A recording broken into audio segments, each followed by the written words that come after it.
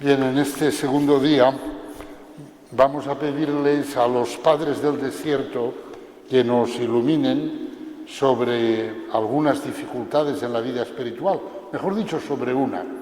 Es curioso que los padres del desierto, pues,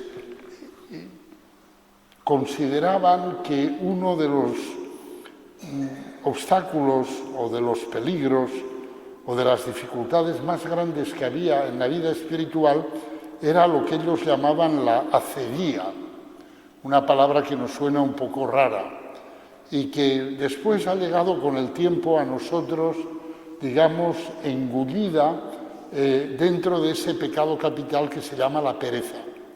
Pero ellos hablaban de la acedía y la definían como tedium seu ansietas cordis, es decir, como el aburrimiento o la ansiedad del corazón.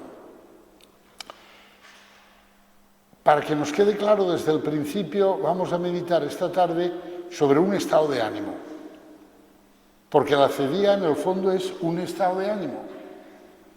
Pero es curioso que los padres del desierto, que para mí son los que mejor han conocido el corazón humano en la historia humana, los recovecos del corazón, ellos consideraban que esto de la acedía era una dificultad de primer orden y que había que, digamos, que afrontarla y abordarla con todas las energías.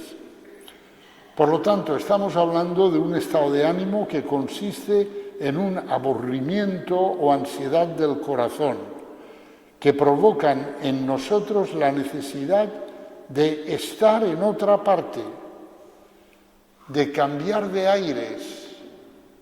Curioso.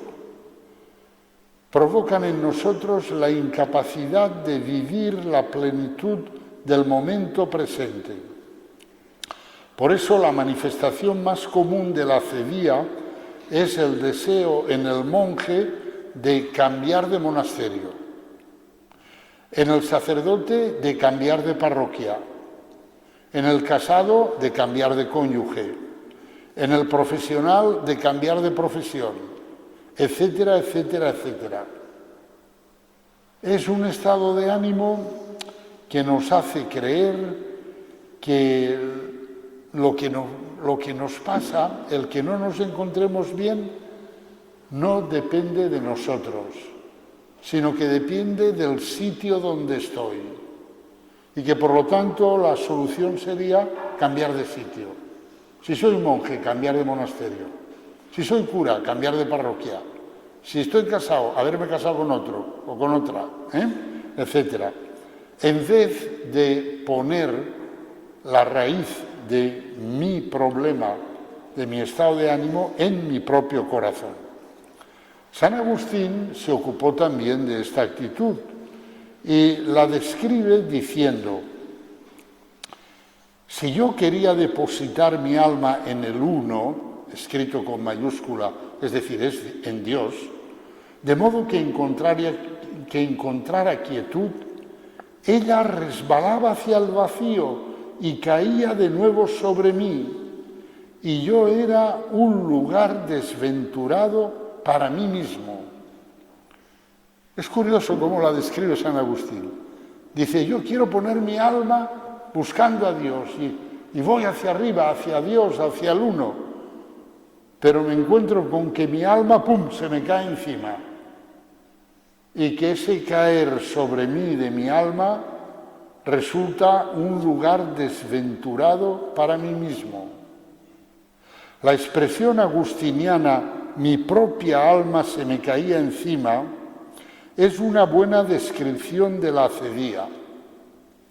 Es decir, cuando estamos así que, no puedo con mi alma, no con mi cuerpo, sino con mi alma, no puedo con mi alma. Un cartujo, más adelante, Adam Scott, habla de la acedía en estos términos. Dice, frecuentemente, cuando estás solo en tu celda, una cierta inercia, una languidez espiritual, una laxitud del corazón se apodera de ti. experimentas dentro de ti una molestia terriblemente pesada. Te conviertes en un peso para ti mismo y no sientes esa alegría interior que estabas acostumbrado a sentir. Esto es la cedía, esa sensación según la cual yo me convierto en un peso para mí mismo y no puedo con mi alma y no puedo conmigo mismo. Isaac, el abad del monasterio de Stella, afirma que la cedía nace de un exceso de seguridad. Esta es una observación interesante. Estamos hablando de un estado de ánimo que es esa especie de que no puedo con mi alma, que mi vida se me cae encima de mí mismo, en fin, que parece... Y Isaac, el abad del monasterio de Stella, en la Edad Media, afirma que eso viene de que estamos demasiado seguros. ¿Qué querrá decir? Pues lo que quiere decir es que uno hace un análisis de la realidad según el cual lo único que le puede salvar es cambiar de lugar, cambiar de situación. Uno dice, mientras siga aquí, esto no tiene remedio. Claro, dice Isaac, eso es un exceso de seguridad. Tú estás demasiado seguro de que el análisis de tu situación que tú haces es acertado. Y estás tan seguro que llegas a la conclusión de que tienes que cambiar de lugar, tienes que cambiar de situación, porque si no, no tienes remedio. Pero, ¿cómo estás tan seguro de eso? Dice el monje. Ocurre como con el desesperado.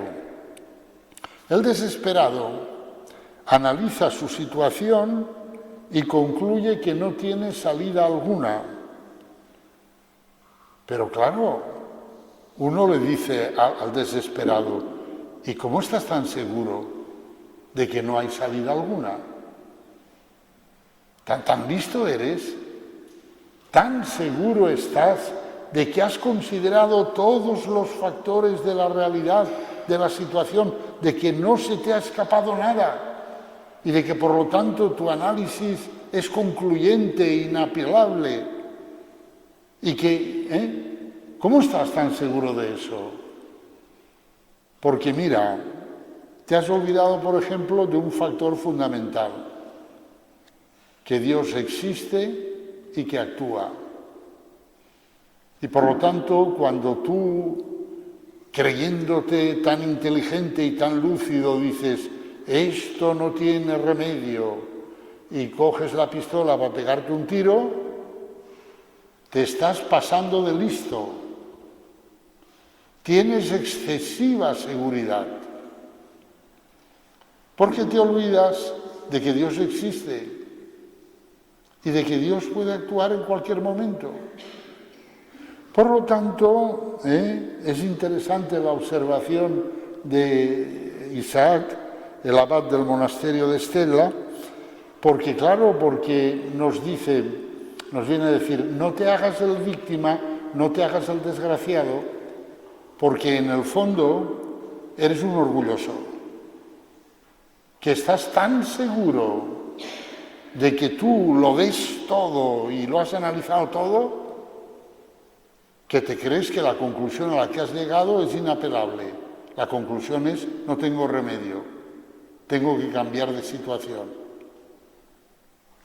Esa conclusión casi siempre es equivocada. No voy a decir siempre, pero casi siempre. La que siempre es acertada es, tengo que cambiar de corazón, eso sí. Tengo que cambiar mi corazón. Esa conclusión es siempre acertada y la otra casi nunca. Santo Tomás de Aquino, sabéis que una serie de mentes eminentes se han ocupado del tema, Es decir, que han considerado que esto es un problema serio. Santo Tomás de Aquino nos ha dejado dos definiciones de la acedía. La primera dice así: la acedía es la tristeza del bien divino. ¿Qué quiere decir esto? Pues esto significa que la acedía se opone a la alegría que brota de la presencia de Dios en nosotros. El bien divino es precisamente la presencia de Dios en nosotros, y la acedía consiste en que esa presencia provoque en nosotros tristeza, aburrimiento, mala melancolía, en vez de provocar lo que debe de provocar, que es alegría. La acedía representa así un ataque frontal a la caridad, porque rechaza la comunión con Dios, porque se entristece de ella. De ahí el sopor espiritual, la falta de gusto por el cara a cara de la oración, y el que la vida interior se vuelva árida e insípida. La misa, la oración, los sacramentos no nos dicen nada. Esto lo dicen los adolescentes. Y los adolescentes no es que tengan acedía, es que la adolescencia entera es una acedía, vamos. Pero bueno, la adolescencia se pasa. Aunque hoy en día no estamos seguros de si se pasa del todo, porque te encuentras a gente de 50 años que todavía está en la adolescencia. Pero bueno, en principio se debe de pasar. Eso de no me dice nada, es que no voy porque a mí no me dice nada, no me dice nada, y no salimos de ahí. Lo normal es que cuando se posee un bien, el hombre experimente la alegría. Eso es lo normal. La alegría es el sentimiento que nace de la posesión efectiva de un bien. Mientras el bien no se posee efectivamente, en el hombre nace el deseo de ese bien. Pero cuando por fin se posee el bien deseado, se experimenta la alegría. La alegría es el fruto normal de la posesión real de un bien. Y el bien más grande que el hombre posee es la comunión con Dios, la presencia divina en él. A la posesión efectiva de este bien debe corresponder la máxima alegría. Y llega la acedía y es como un gusano que corroe esta alegría y la convierte en tristeza, en aburrimiento. Pues hay que matar a ese gusano. El Salmo dice: servid al Señor con alegría. No solo es importante servir al Señor, sino servirlo con alegría, porque es lo justo, es lo correcto, porque servir a Dios es el bien más grande que nosotros podemos tener. Santo Tomás nos da una segunda definición de la acedía, que dice así: la acedía es el disgusto por la acción, el tedium operandi. Es decir, la acción no se refiere aquí a cualquier acción, sino a la acción fundamental del ser humano, que consiste en tender a la felicidad, en buscar el fin para el cual el hombre ha sido creado, es decir, para la relación con Dios. La acedía nos sumerge en una pasividad total en relación a nuestro último fin, que es la comunión con Dios. En relación a él, el hombre poseído por la acedía no hace nada. Se queda como paralizado, como si dijera: ¡ay, qué pereza tender a la felicidad! ¡Ay, ay, ay, qué difícil! La felicidad, qué difícil. Se queda ahí como paralizado. Pero criatura, si ha sido creado para la felicidad. Buscar la felicidad es, digamos, la ley fundamental del ser humano. La acedía es una especie de apatía que hace que uno no busque la felicidad. Hay filosofías que justifican la acedía, las filosofías del absurdo.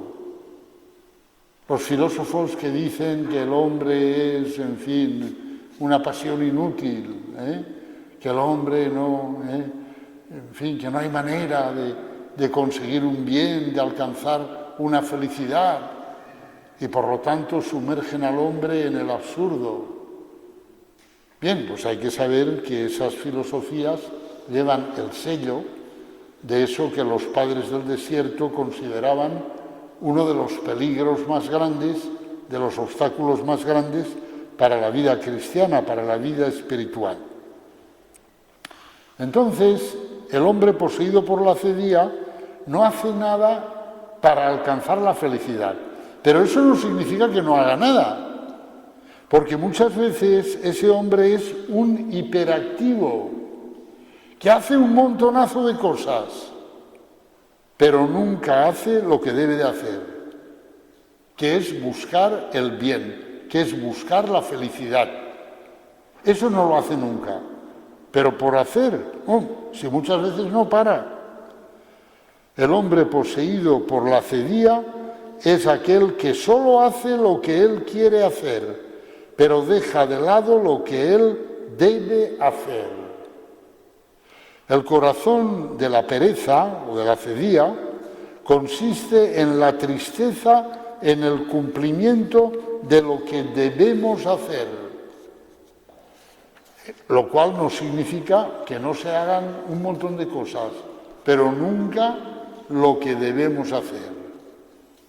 Y esto es curioso, seguro que conoceréis personas, y a veces os puede haber pasado a vosotros mismos, ¿no?, que saben que tienen que hacer una cosa y que eso es ineludible y tal, pero van como locos o como locas haciendo 50.000 cosas menos esa, porque la posponen, la posponen, la posponen.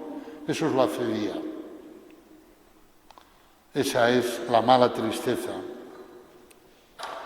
¿Y qué es lo que debemos hacer? Lo que debemos hacer es buscar la felicidad escrita con mayúscula, que es lo mismo que buscar el bien escrito con mayúscula. Y eso es subir, ascender, caminar cuesta arriba, caminar hacia una cima. Y esa cima es nuestra divinización.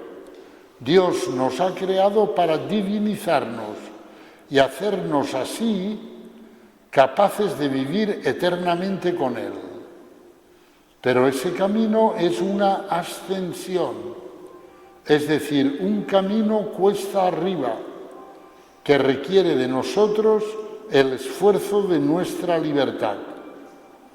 Y ahí es donde la acedía da la lata. La tentación es la de querer obtener esa cima, llegar a esa cima, pero sin subir la cuesta. Esa tentación fue el pecado original. El pecado original fue querer ser como Dios comiendo un fruto, sin trabajar. Por cierto, el hombre había sido creado por Dios para ser como Dios por gracia. Pero eso requiere el trabajo de la libertad del hombre, la colaboración de la libertad del hombre con la gracia. La propuesta de la serpiente fue decir, ahórrate el trabajo. Tú tomas del fruto del árbol del conocimiento del bien y del mal y ¡pam!, ya has llegado a la cima.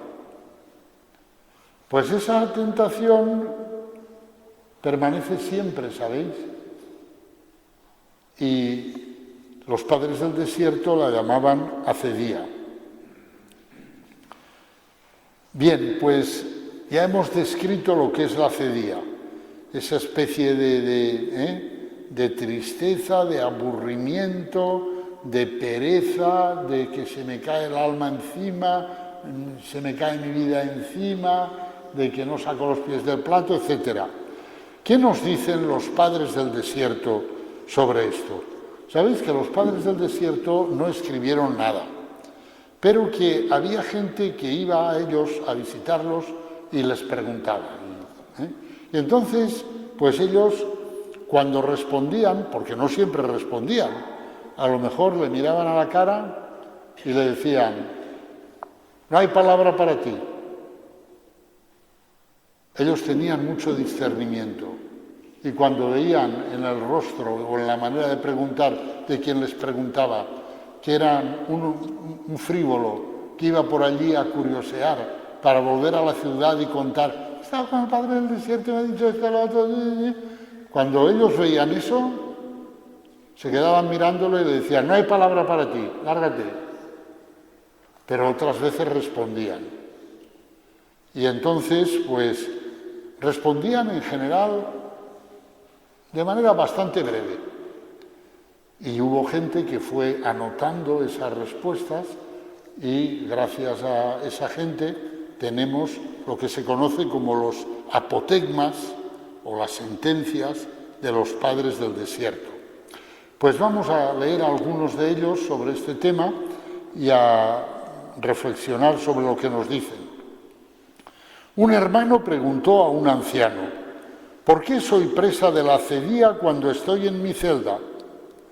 Y el anciano le dijo, porque todavía no has contemplado la esperanza de la resurrección ni los tormentos del infierno.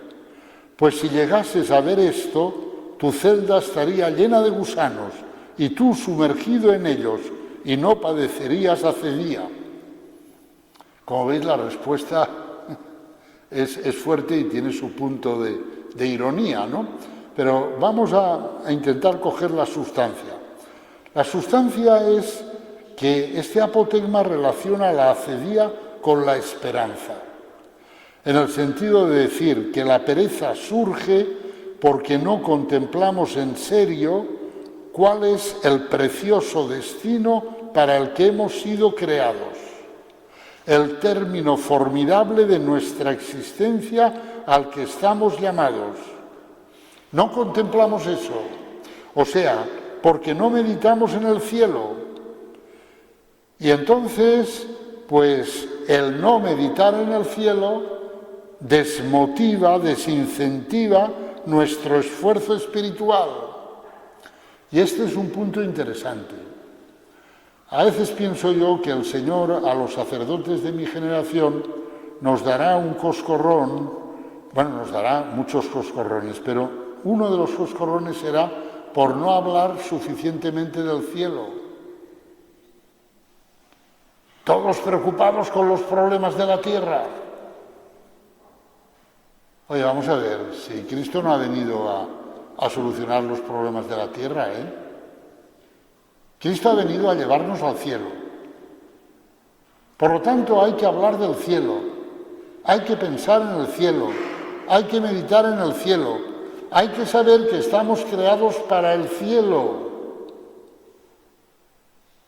Y entonces la acedía desaparece, porque uno dice, muchacho, que tengo ahí un destino que me espera, que es maravilloso, que es estupendo. No puedo quedarme yo aquí remoloneando en el sofá o en la cama, sino que tengo que ir hacia ese destino. Y así desaparece la acedía. Fijaros que San Pablo escribió, si solamente para esta vida tenemos puesta nuestra esperanza en Cristo, somos los hombres más dignos de compasión. O sea, el cristianismo no es para solucionar los problemas de esta vida. Y esto es importante decirlo, porque a veces parece que estamos aquí para acabar con el hambre en el mundo. No, vamos a ver. Estamos aquí para prepararnos para ir al cielo. Y por supuesto que para eso hay que amar y para eso hay que ayudar a los que sufren. Y por lo tanto, pues, haremos lo que podamos para ayudar a los que padecen hambre. Pero la finalidad del cristianismo no es esa. La finalidad del cristianismo es prepararnos para el cielo, para que lleguemos a existir por toda la eternidad con Dios en el cielo. Por lo tanto, un aspecto interesante, la esperanza, meditar en el cielo, en lo que nos espera. Dijo también Amma Sinclética, este apotegma es de una mujer, porque también había mujeres en el desierto y algunas tenían gran sabiduría. Por ejemplo, esta, Amma Sinclética. Amma significa madre, igual que Abba significa padre. Dijo también Amma Sinclética, ¿has empezado una buena obra? No la abandones por los impedimentos del enemigo. Tu paciencia aniquilará al enemigo, porque los que empiezan a navegar despliegan las velas y al principio encuentran viento favorable, pero luego sopla un viento contrario, pero no por ello los marineros arrojan su cargamento al mar, ni abandonan la nave, aguantan un poco o luchan contra la tempestad y de nuevo encuentran el rumbo exacto. También nosotros, cuando nos sintamos llevados por el espíritu contrario, despleguemos como vela la cruz y realizaremos sin peligro la travesía de esta vida, la travesía para llegar al cielo. Este apotegma de Amma Sinclética nos recuerda que el camino de la vida espiritual no es una travesía constante y pacífica, en la que no hay turbulencias especiales, sino que más bien debemos contar con que encontraremos dificultades y momentos donde todo, es decir, donde la realidad que nos envuelve, parecerá estar en contra nuestra, y que por lo tanto hemos de aprender a soportar y a saber esperar, que es un aspecto de la virtud de la esperanza. Dos cosas, soportar, eso es la paciencia. La paciencia, en su etimología griega, describe una persona que está aguantando un peso muy grande, que le han echado encima un peso fuerte y que está ahí debajo, pero haciendo fuerza, aguantando. Eso es la paciencia. Y el saber esperar es un aspecto de la esperanza. Dice el apóstol Santiago, tened pues paciencia, hermanos, hasta la venida del Señor. Mirad, el labrador espera el fruto precioso de la tierra, aguardándolo con paciencia hasta recibir las lluvias tempranas y tardías. Tened también vosotros paciencia. Hay que saber esperar. Tú plantas una semilla y al día siguiente vas a ver, miras y allí no hay nada. Es que hay que saber esperar. Y sigues mirando y un día sale por ahí una cosita pequeñita y tal y cual. Hemos de aprender a esperar. El texto de la carta de Santiago nos recuerda que la gracia, que él compara con la lluvia, tiene sus tiempos y que hay que saber esperarlos pacientemente sin dejar de suplicarla. Por lo tanto, esa actitud infantiloide del que le pide a Dios una cosa y como no se la da enseguida, pues ya, mira, ya me desanimo, ya me voy, ya esto lo dejo, tal. Hombre, pero ¿eso qué es? ¿Pero qué te crees tú? ¿Que esto es magia? Ya estamos como con el pecado original, ¿no? Como el fruto y ale, y ya he llegado. No, hombre, no. No, hombre, no. Hay que insistir y hay que aprender a esperar. También nos recuerda que hay gracias tempranas y otras tardías, como hay lluvias tempranas y lluvias tardías, y que por lo tanto ninguna impaciencia es legítima, porque el Señor no se olvida de nosotros, pero el Señor nos dará la gracia que le pedimos cuando nos convenga. Y el que sabe cuándo nos conviene es Él. Entonces, a lo mejor esa gracia que yo le pido, y que es una cosa buena, y que es una cosa que Él me la quiere dar, pero no me la va a dar ahora, porque si me la da ahora, tendría un efecto contraproducente en mí. Pues a lo mejor el que me volvería orgulloso y juzgaría a los demás. Y diría, no, ves, los demás, si es que no saben rezar o no rezan. Yo, como he rezado y he rezado bien, el Señor, ya está, ya lo hemos estropeado todo. Pues como el Señor nos conoce bien y sabe, pues a lo mejor dice, sí, te lo daré, hijo, te lo daré, porque lo que me pides es muy bueno, pero ahora no, porque no estás maduro para recibirlo, porque te volverás orgulloso y juzgarás a los demás. Entonces, tranquilo, tranquilo. San Pedro dice, no se retrasa el Señor en el cumplimiento de la promesa, como algunos lo suponen, sino que usa de paciencia con vosotros, no queriendo que algunos perezcan, sino que todos lleguen a la conversión. Ese es otro aspecto, ¿no? Que el Señor no es que se retrase para cumplir su promesa, es que nos da tiempo para que nos podamos convertir, porque el Señor no quiere que vaya al infierno ni un solo hombre. Así es que si alguna vez deseáis que vaya al infierno un hombre, sabed que no estáis de acuerdo con Dios, o que Dios no está de acuerdo con vosotros. Dios no quiere que vaya al infierno ni un solo hombre. Y por eso da tiempo, da tiempo. Otro apotegma. Un hermano preguntó a un anciano, Padre, ¿qué debo hacer? No hago nada de lo que debe hacer un monje. Soy negligente, como, bebo, duermo. Me acometen muchos pensamientos torpes. Paso de un trabajo a otro, de unos pensamientos a otros pensamientos. O sea que el que le pregunta se pone a sí mismo a caer de un burro, ¿no? Dice, soy un desastre, lo hago todo mal. El anciano le dijo, quédate en tu celda y haz lo que puedas, procurando no perder la paz. Lo poco que ahora haces equivale a los grandes trabajos del Abba Antonio en el desierto, porque creo en Dios que el que permanece en la celda por su amor, vigilando su conciencia, se encuentra en la misma situación que Antonio.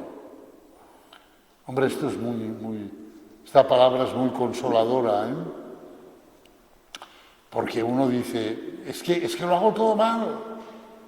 Entonces yo, ¿para qué me he hecho cura? ¿Para qué me he hecho monje? ¿Para qué me he casado? ¿Para qué?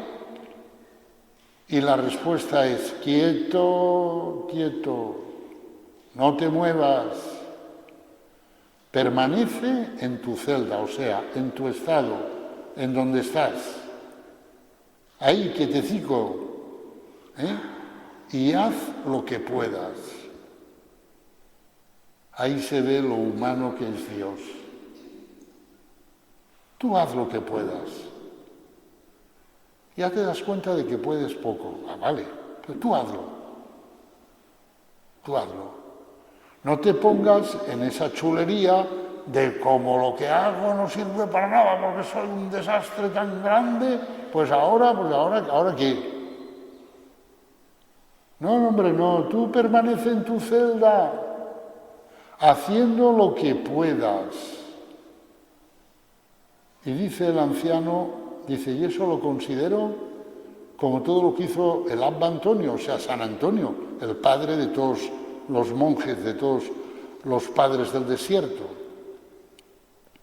Permanecer en la celda significa no cambiar el estado de vida, no cambiar el estado de vida en el que la historia que Dios hace conmigo me ha situado, no creer que la solución a mis deficiencias exige cambiar la situación en la que me encuentro, cambiar de monasterio, o cambiar de mujer, o cambiar de marido. No, permanece donde estás y procura hacer bien lo que debes de hacer.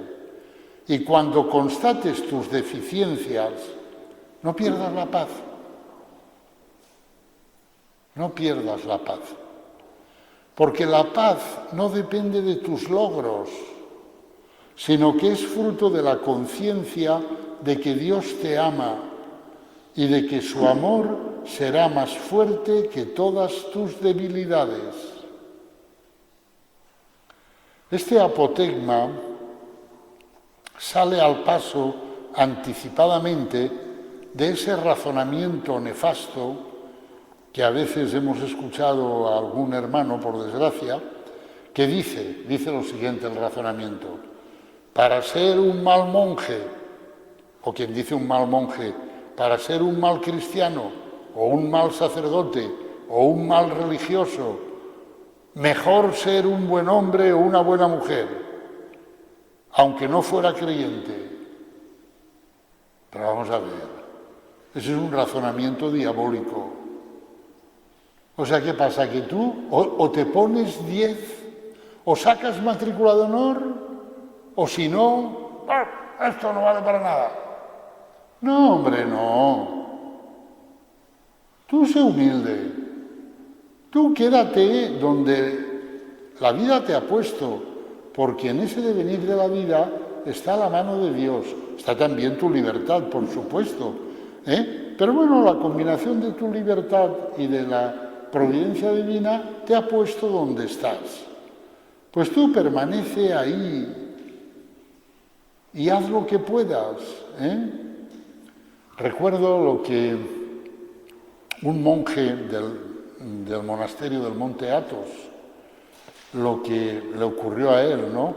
Que estaba muy mal, y se le apareció el Señor y le dijo estas palabras: permanece en el infierno y no desesperes. Ya sé que estás en un infierno. Permanece en el infierno y no desesperes. Que yo no me olvido de ti, que yo te salvaré.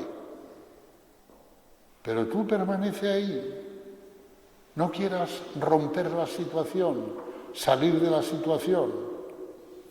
Bueno, decir esto en una cultura como la nuestra, que es una cultura del divorcio, pues es bastante atrevido, ¿verdad? Pero es que el cristianismo no es cultural, es otra cosa.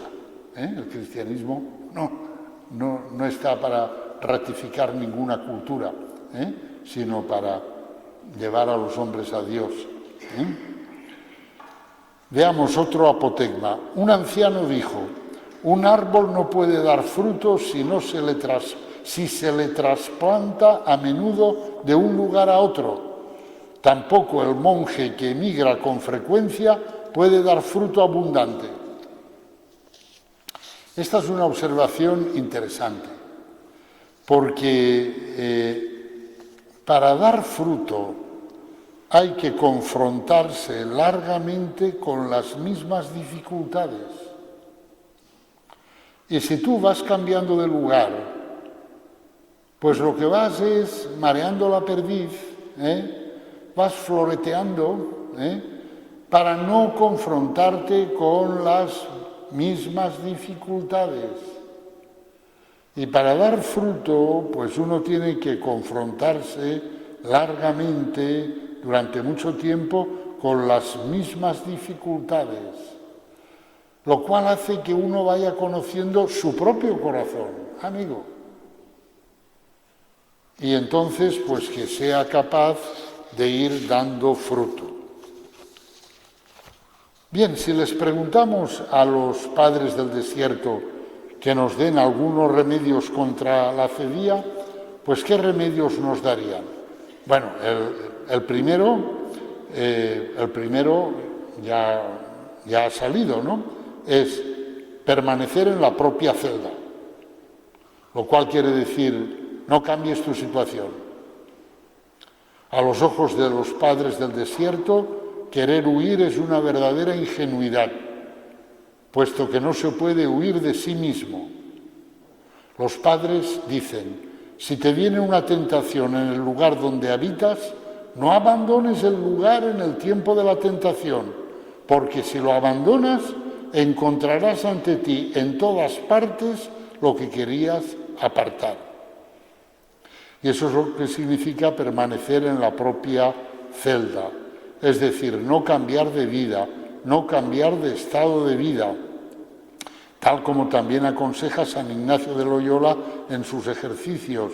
En tiempo de tribulación no hacer mudanza, no, permanece ahí, afronta lo que tienes delante. Se contaba del Abba Teodoro y del Abba Lucio de Ennatón que pasaron 50 años burlándose de sus pensamientos, diciendo, pasado el invierno nos iremos de aquí. Y cuando llegaba el verano decían de nuevo, pasado el verano nos marcharemos. Y de este modo durante toda su vida vivieron como padres memorables. Es interesante esto, porque los pensamientos, vamos a ver, ¿qué son los pensamientos? Los pensamientos no son simples ideas ni imágenes, sino que son ideas e imágenes que van acompañadas de una fuerte carga emocional. De modo que son fuerzas que actúan en nosotros y que tienden a inclinar nuestra libertad en una determinada dirección, en un determinado sentido. Tratándose de malos pensamientos, lo que intentan es apartarnos del camino de la santidad. La estrategia que siguieron estos dos padres del desierto, Teodoro y Lucio, en Ennatón, pues fue la de burlarse de los propios pensamientos. Es decir, en vez de decirles, no te voy a hacer caso, tomarles el pelo y decir, sí, vale, oye, en cuanto pase el invierno me voy de aquí, claro que sí. Es decir, ellos tenían el pensamiento, la tentación, la fuerza que les inclinaba a abandonar el monasterio, a buscar otro monasterio. Y entonces, ¿cómo combatían eso? Pues no diciendo, me quedo aquí para toda mi vida, no, sino diciendo, en cuanto pase el invierno nos vamos. Pasado el invierno, llegaba el verano, decía, en cuanto pase el verano nos vamos. Pasado el verano, lo mismo. Esta estrategia de burlarse de los propios pensamientos es muy inteligente. Porque, mirad, no podemos evitar el tener malos pensamientos. Malos pensamientos no son solo los pensamientos de pecar contra el sexto mandamiento. Malos pensamientos son todos aquellos pensamientos, todas aquellas sugerencias, todas aquellas fuerzas que nos inclinan a apartarnos del camino que Dios ha trazado para nosotros, sea en el sector que sea. Y no podemos evitar tener malos pensamientos. Querer suprimirlos es un esfuerzo inútil, que ordinariamente acaba reforzándolos todavía más, porque centran nuestra atención en ellos. Es mucho mejor jugar con ellos, tomándoles el pelo, sabiendo que lo que decide nuestro destino espiritual no son los pensamientos que nos vienen, por muy aberrantes que puedan ser, sino nuestra libertad. Hay personas que vienen a los sacerdotes asustadas y dicen, padre, pero ¿cómo es posible? Mire lo que me ha venido a la cabeza. Me ha venido a la cabeza y te dicen un disparate tremendo, ¿no? Tú les dices, no te preocupes. Si lo que va a decidir tu destino eterno no es lo que te venga a la cabeza, es lo que tú hagas con tu libertad. ¿Tú qué vas a hacer con tu libertad? ¿Vas a realizar ese disparate? Pues hombre, entonces sí, entonces te vas a perder. Pero si tú no haces caso de ese disparate, pues oye, no te preocupes porque te vengan 50.000 disparates. A Santa Catalina de Siena le venían disparates de esos de pensamientos por un tubo. No pecó ni siquiera levemente. Lo que importa es tu libertad y lo que tú hagas con tu libertad. Lo que te venga a la cabeza, Santa Teresa ya hablaba de la loca de la casa, la imaginación, la loca de la casa. Todos llevamos dentro un loquito o una loquita, ¿eh? Y el loquito o la loquita pues hace locuras, ¿eh? Y hace ahí, y va por dentro pues montando números, montando carnavales y shows y no pasa nada, con tal que tu libertad adhiera al Señor, siga adhiriendo al Señor, aunque en tu cabeza pues tengas, pues yo qué sé, el carnaval de Río o lo que sea.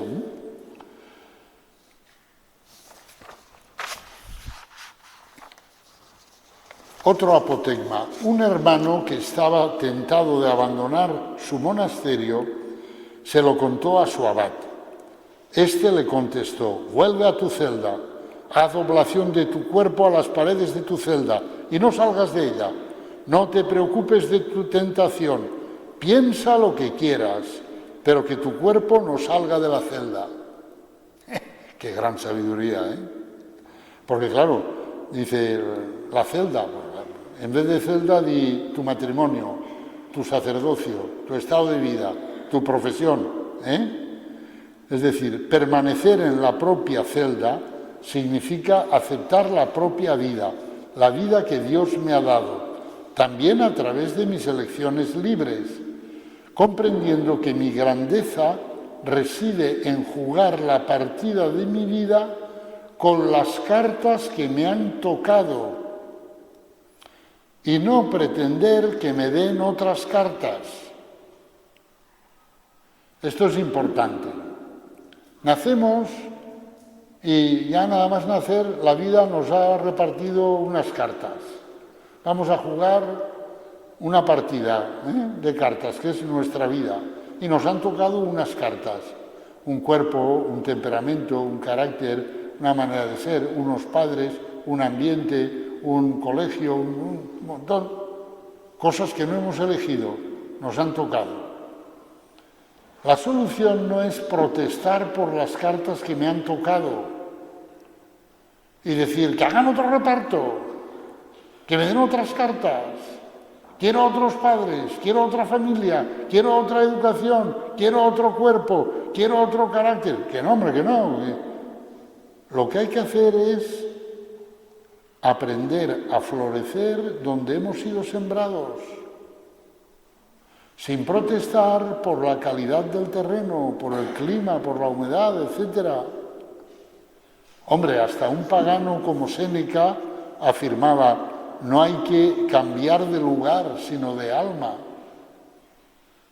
O sea, seremos juzgados por la manera como jugamos las cartas que nos han tocado, que el Señor ya sabe que nos han tocado. Ya sabe que no las hemos elegido nosotros. Bueno, a lo mejor algunas sí, pero la mayoría no. Eso ya lo sabe el Señor. Lo importante es qué hago yo con mi libertad, con esas cartas, cómo las juego. Eso es lo importante. Florecer donde hemos sido sembrados. Cuando voy por el monte, pues que ahora por desgracia ya no voy mucho, pues a veces me sorprende ver que en un sitio inverosímil, en 3 palmos de tierra, ha crecido un pino impresionante. Y digo, ¿ves? Este pino no se ha puesto a protestar y a decir, es que aquí no hay terreno, aquí, hay otro lado, no ha protestado de nada. Ha arraigado, florecido y dado fruto donde ha sido sembrado. Pues eso vale para cada uno de nosotros. No hay que estar ahí pensando siempre, si hubieran sido las cosas de otra manera, no, hombre, no. La fidelidad a los compromisos asumidos se revela aquí fundamental. Mantenerse en el matrimonio, en el sacerdocio, en los votos religiosos. Así lo ha entendido la sabiduría monástica. La bienaventurada Sinclética decía: si vives en un monasterio con otros, no mudes de lugar, te sería perjudicial. porque así como una gallina, si deja de calentar y cubrir sus huevos, se quedaría sin pollitos, de la misma manera el monje o la virgen dejan enfriar y morir su fe trasladándose de un lugar a otro. El traslado de un lugar a otro distrae de lo esencial, que no está nunca en el entorno, sino en el propio corazón. ¿Por qué el matrimonio hace que las personas maduren? Pues por la fidelidad. Porque tú cuando te casaste con un príncipe azul. Después has visto que el príncipe azul pues es, en fin, un miembro del clan del oso cavernario, ¿verdad? Y dices, ¿ahora qué hago? Permanece.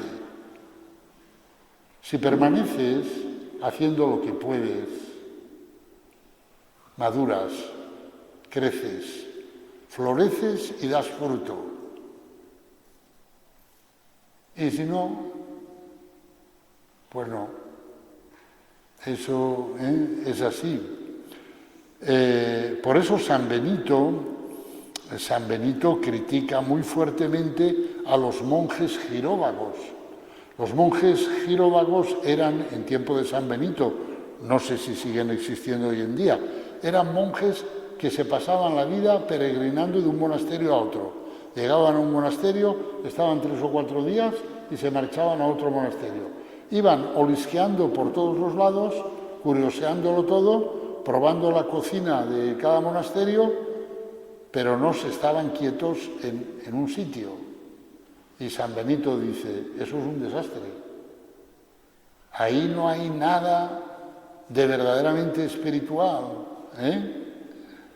Frente a eso, la sabiduría de los padres del desierto y de San Benito pone de relieve el valor de la perseverancia y la paciencia.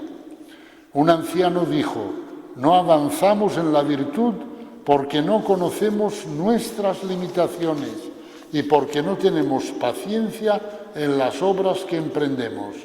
Queremos alcanzar la virtud sin esfuerzo alguno. De nuevo el pecado original. Cojo el fruto, lo como y ¡pum! Ya ha llegado. No.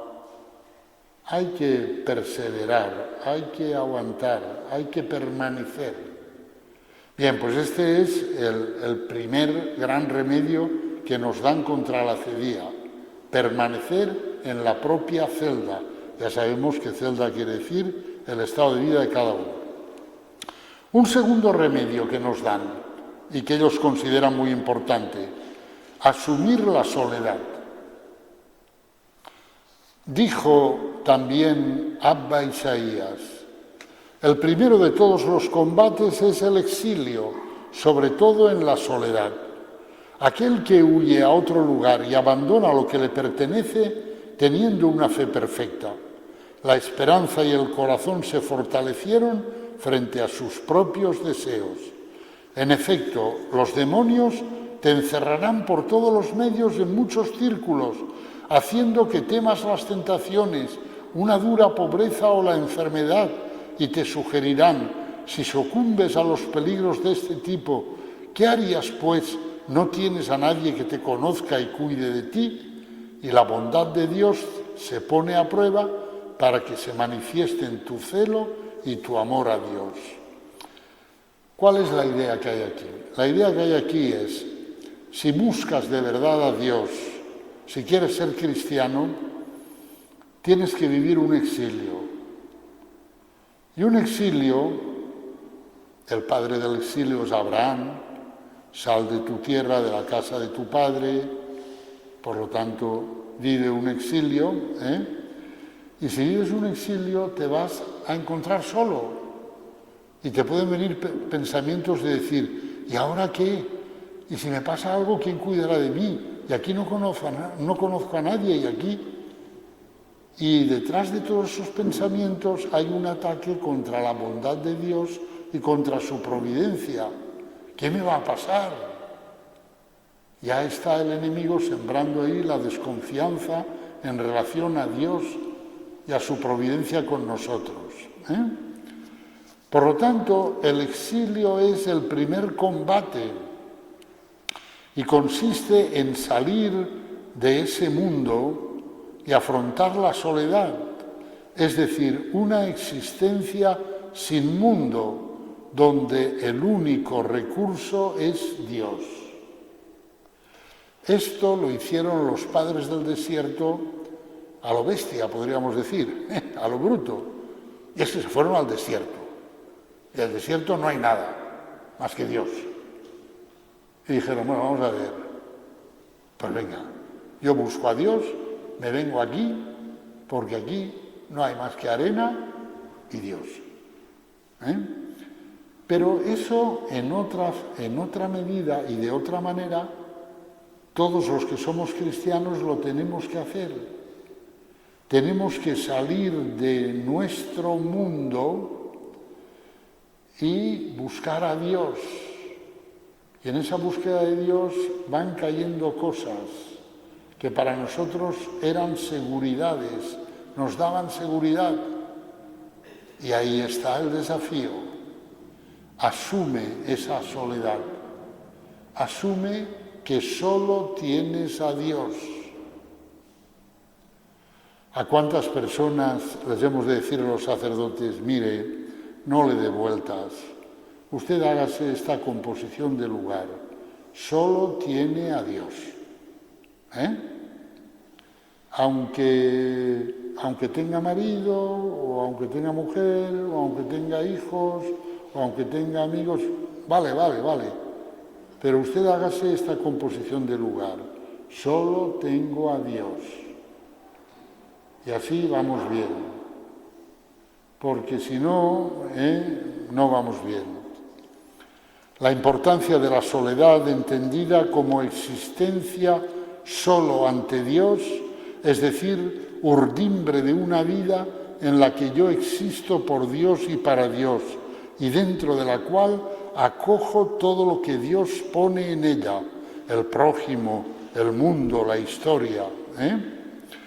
Y esto lo subrayan varios apotegmas, os leo alguno.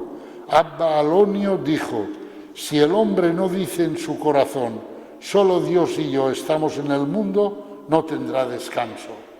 ¿Veis? Me encanta este apotegma, porque este apotegma dice, tú hazte la siguiente composición de lugar, que estás solo en el mundo, Dios y tú, nada más. Tú hazte esa composición de lugar. Y bueno, entonces no te preocupes, Dios pondrá otras personas en tu vida, pero para que tú les des. Pero tú hazte esa composición de lugar. Otro apotegma dice, se le preguntó a un anciano, ¿cómo debe ser el monje? Y contestó, a mi modesto entender, solo ante el solo. El segundo solo escrito con mayúscula, Dios. Pues podríamos decir, ¿cómo tiene que ser el cristiano? Pues solo ante el solo. Eso es así. Y eso hay que recordarlo muchas veces, también a los casados, porque el matrimonio, sabéis, que es algo que se empieza con ilusión y marcado mucho por el deseo estar con esta persona. Después, la vida, el tiempo, pues normalmente hace llegar a un punto en que uno dice, pero ¿cómo estaba yo para querer vivir con este tío o con esta tía? Y bueno, pues a partir de ahí, el matrimonio ya no funciona en base al deseo, funciona en base a la caridad. Y la caridad la pone Dios, porque entonces Dios te dice, esa persona te la he confiado yo, te la he regalado yo, y es tu primera misión en este mundo, que cuides de esa persona. Y entonces tú, te diga lo que te diga tu deseo, lo que haces es entregarte a la misión que Cristo te ha confiado. Pero para eso tú tienes que vivir solo ante el solo, con mayúscula. Tú tienes que verte a ti mismo así y saber que lo decisivo de tu vida se juega siempre en la relación insustituible de ti, de tu corazón, con el corazón de Dios. Y el tercer remedio que nos dan los padres del desierto es vivir el momento presente. O sea, dejarse de los romances de que, ay, yo antes, cuando estaba allí, cuando yo era joven, cuando estaba mi papá, mi mamá, qué bonito, qué nada. Todo esos son romances que no sirven para nada. O los romances de llegaré, conseguiremos, haremos, construiremos. Déjate de bobadas. Ni mirando hacia atrás, ni mirando hacia adelante. Vive el momento presente, que es la única oportunidad que tienes de amar a Dios. En el nombre del Padre, y del Hijo, y del Espíritu Santo.